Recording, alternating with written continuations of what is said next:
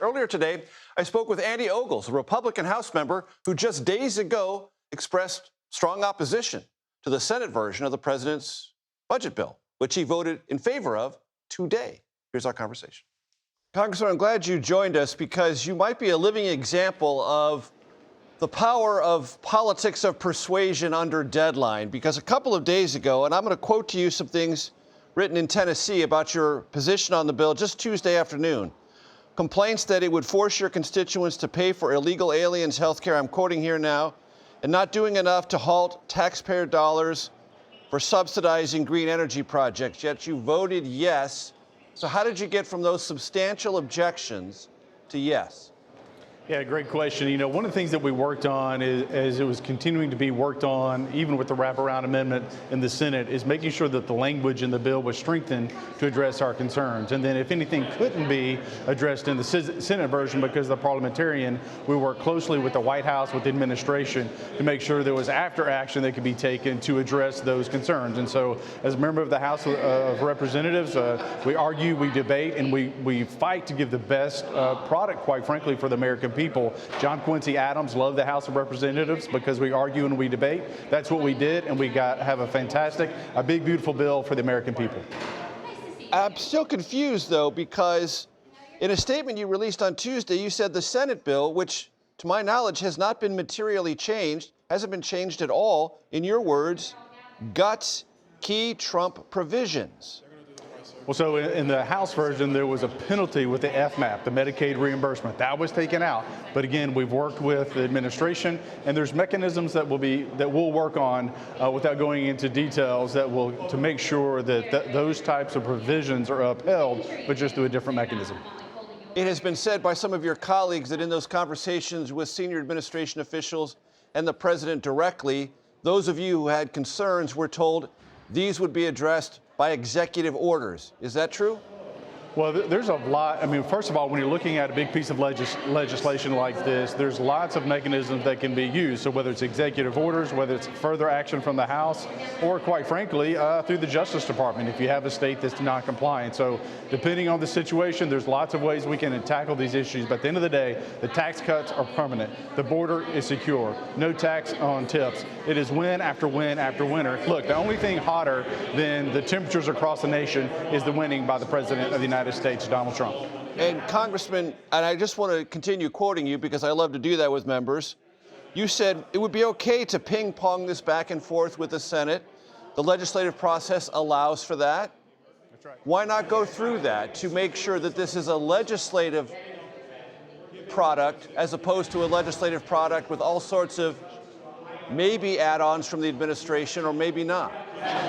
Well, so when you look at the process, so I carried the amendment, which was amendment number 4, the first Republican. I carried the amendment that would revert it back to House Bill 1. Working with the Speaker, working with the President. I was with the President at the White House for a couple of hours yesterday. Later, I was on a conference call with a multitude of members, again, working the bill, making sure that every question was answered. But ultimately, the play call was made that we were better off moving with this mechanism, with this piece of legislation, the big, beautiful bill, and quite frankly, we got it done. We worked together as a team, and we delivered it for the American people. It has been said this morning by some who analyze the work of this Congress that in the end, whether it's the right flank or the moderate flank, all flanks cave ultimately to President Trump. Well, you know, the left-wing media tends to report, bad news instead of looking at the obvious. This is a historic, monumental win for the American people. This is why President Trump should be considered, why I have an amendment to give him a third term. This is why a lot of people up here are talking about him being added to Mount Rushmore. It's win after win after win. He's an historic president who delivered a historic victory for the American people, for the markets, and quite frankly, if you're a business owner, if you're someone that's concerned about crime in your community, this bill delivered for you. Well, since you mentioned it, Congressman, I'll give you a chance to put voice behind it. Why does President Trump deserve a third term, and why should he be on Mount Rushmore? Absolutely. Look, when you look at the victories, I mean, no one thought that Iran could be taken out as effortlessly and perfectly as was just done by the amazing United States military under the direction of President Trump. We win and we win and we win. And so when you look at the third term argument, you had an election that arguably was stolen. There was fraud all across this country. And President Trump, when you look at what he's done to change the trajectory of this country economically from a foreign policy standpoint over and over again, this is why someone like him and why my amendment would allow someone who has served 2 non-consecutive terms, like President Trump, to have a third bite at the apple. Now look, that has to pass the House, it has to pass the Senate, has to be ratified by the states. But at the end of the day, there is a process for something like this to happen. Congressman, I'm glad you came on the show, but you and I will never agree about what you just said about the 2020 election.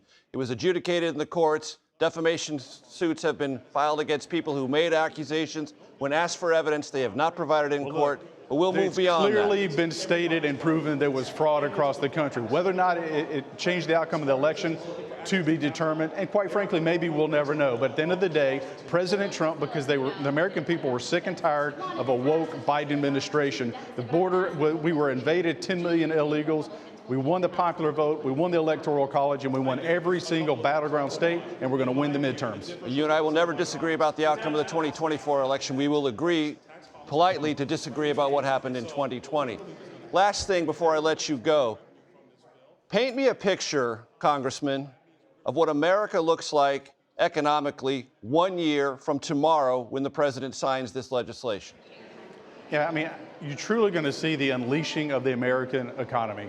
You're going to see interest rates coming down. There's a lot of positive things that are going to be happening. It takes time. That's why the Speaker and the President wanted to see this 4th of July deadline, so that these types of changes, this type of piece of legislation, quite frankly, could have time to get into the system, to signal to the markets, to make the Trump tax cuts permanent. And quite frankly, whether you're a small business owner or a foreign investor wanting to start a business here in the United States of America, you want to know that framework. You want to know that we have our fiscal house in order. Look, the bill's not perfect, but it's a step in the right direction to change the course and the trajectory of this nation. There's more work to be done. I acknowledge that, but this was the first step. It's kind of like building a foundation for a house. We built the foundation. Now let's get more work done.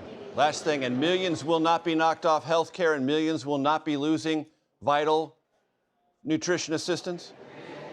Well, look, there's a lot of folks on Medicaid, illegals, able-bodied individuals who, quite frankly, shouldn't be on Medicaid to begin with. But there's a process for everyone to be looked at. And look, if you're here illegally, you might as well go ahead and self-deport. We have laws. You came here illegally. It's time to go home. Congressman Andy Ogles, I appreciate the time. Thank you. Absolutely. Thank you.